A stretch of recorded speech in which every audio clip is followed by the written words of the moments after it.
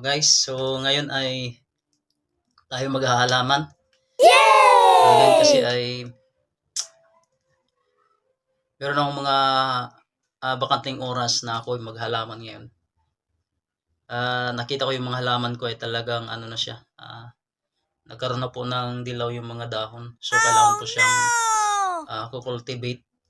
Tapos didiligan natin, and then pagkasunod ay atin po siyang lagyan ng fertilizer. Good. Mamaya guys ay ituturo ko yung mga kailangang fertilizer, usage ng mga abono. Kasi mayroong mga iba-ibang klaseng abono. Wow. Okay, sa ating paghalaman ay meron tayong gamit dito. Ang ating pong gloves. Siyempre, lalo na sa mga babae, kailangan mag-gloves. Kasi karamihan sa mga babae kasi ay mahilig po silang mag-cutics ng mga kalang That's right. kuko. At okay lang po yan guys kung meron naman kayong gloves. So pwede kayong gumamit para safety kayo hindi masira yung mga cutics nyo. And then meron tayong gamit na pangbungkal ng lupa pag tayo nagkukultivate. Yes! Mura lang to guys, siguro mabibili nyo lang to sa bilihan na halagang 35 o 45. So meron na kayong ganito. Then yung ating pong abono, bumili po tayo ng abono. Okay, so meron pong klase ng mga abono. Usage kung ano bang kailangan na klaseng abono na gagamitin. So meron tayong tinatawag na calcium nitrate 1620. Okay. Kung wala naman ay pwede rin yung 340. And then yung urea gagamitin para mabilis yung paglago at kumapal yung mga dahon ng halaman. Wow. Calcium nitrate pwede rin yung para mabilis kumapal yung mga ugat pag gusto nyong tumubo agad na kumapal yung ugat. So gamitan nyo ng calcium nitrate. Pero yung gamit ko ngayon ay itong 316 o complete fertilizer. Ito ay maganda, complete at mayroong nitrogen, may phosphorus and potassium na po ito para gumanda at yumabong po yung mga dahon, maging malusog ng katawan at yumabong po yung mga dahon ng mga halaman natin. O guys, ito pala guys, paano ba magtimpla nung fertilizer? Yes!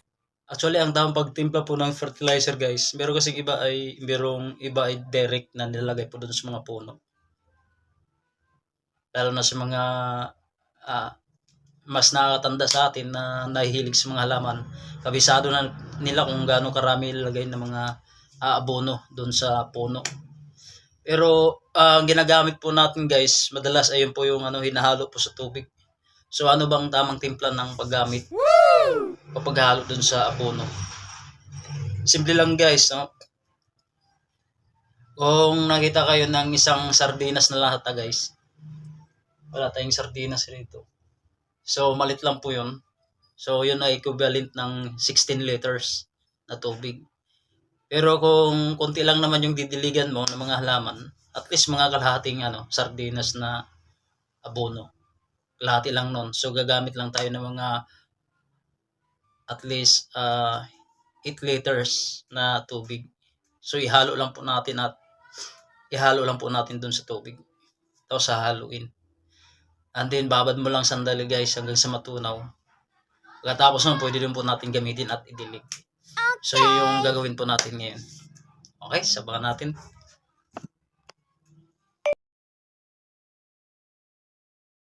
Tanggalan ng mga dahon para hindi siya bala sa paglabong at paglaki niya. Kailangan tanggalin.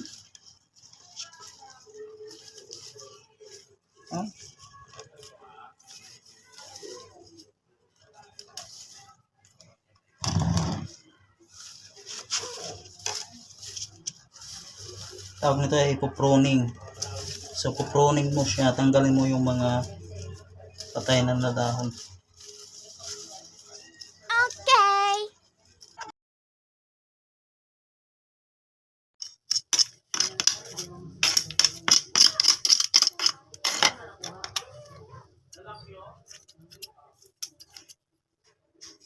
Guys, kailangan na siyang tanggalin kasi abalan na po siya sa ibang paglago ng mga halaman po natin.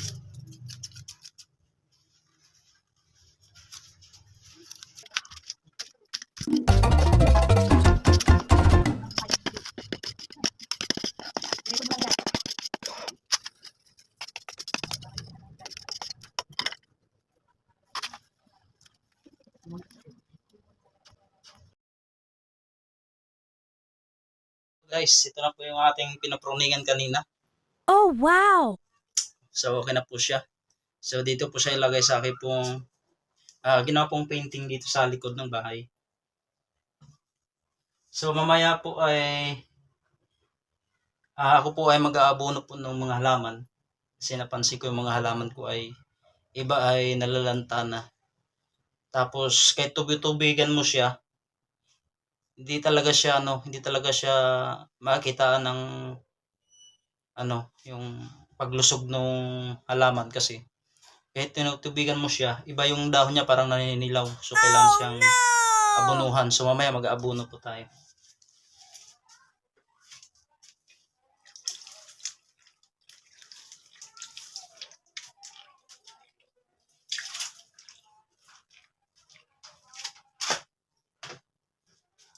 Minsan guys ginagamit po tayo ng sprayer kasi yung mga dahon ng halaman, maano po siya, yung marami po siya mga namumuong mga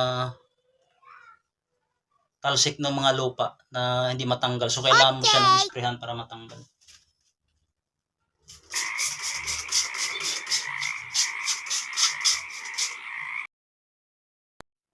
Hello guys, so ang gagawin po muna natin guys, bago po tayo mag-fertilizer, pag-abono ng halaman ay, ang gagawin po natin, iba ako rito mga halaman na talagang tuyong-tuyo siya.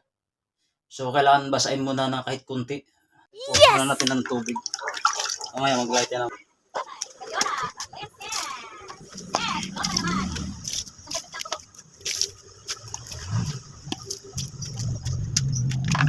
So,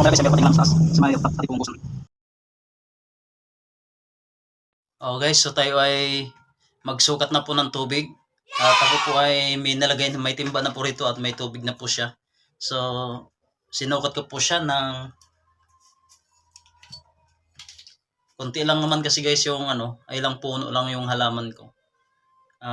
Sa 2, 3, 4, 5, 6, 7, 8, 9. Mga 11 puno lang yung halaman ko guys. So, tinansya ko lang siya guys ng instead na 8 liters kalahating sardinas na fertilizer. So, ang ginawa ko lang po ay 6 liters lang na tubig.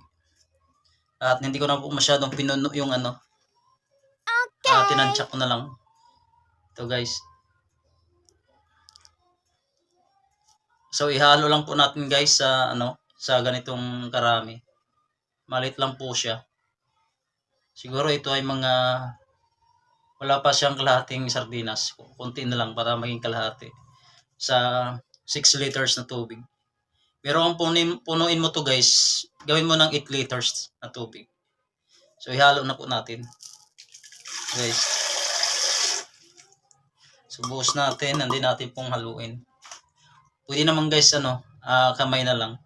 Pero kung meron kayo panghalo, pwede naman panghalo na Pero pwede rin siyang kamayin. Kamayin na lang natin guys. So haluin lang siya guys. Guys, Ayan.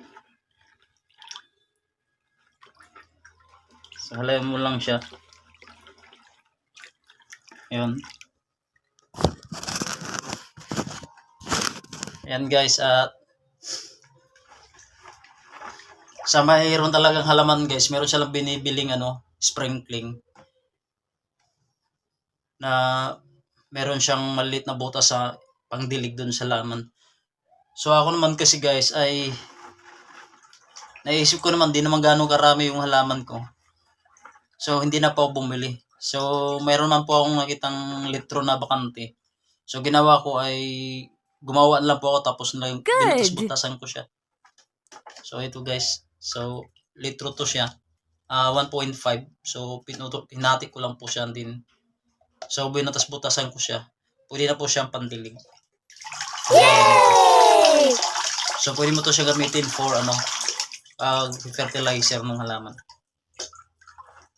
Guys, malapit na po siyang matunaw. Okay, sabangan ito natin. Nice. Wow, balang araw ay. Nga linggo lang to guys, malusog na to. Ay, malusog na po siya. Ating fertilizer.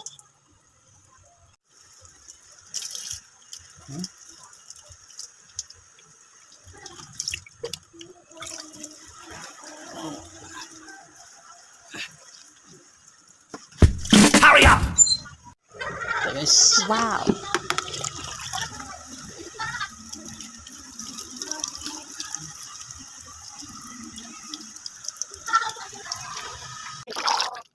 dapat guys may isang linggo. Taban siya.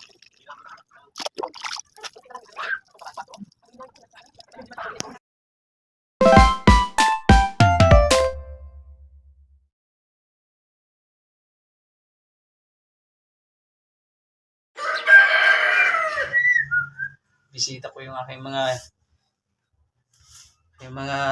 inabunuhan. Yay! Oh, malusog na. Ang galing malusog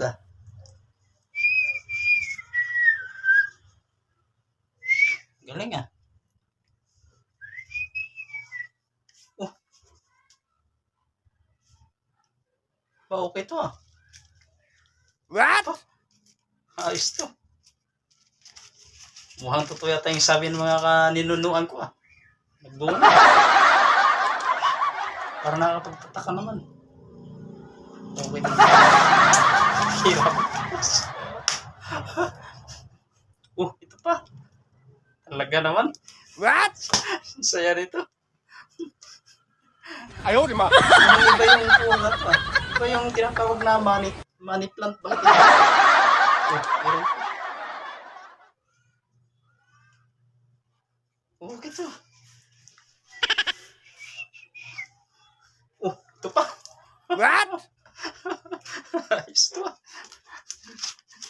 Okay pala mag-abono Parang tama yata itong pang-abono ko Saya naman ito. Kami. Mayroon pa yata. Sa kabila. Ayos. Ayaw di ma.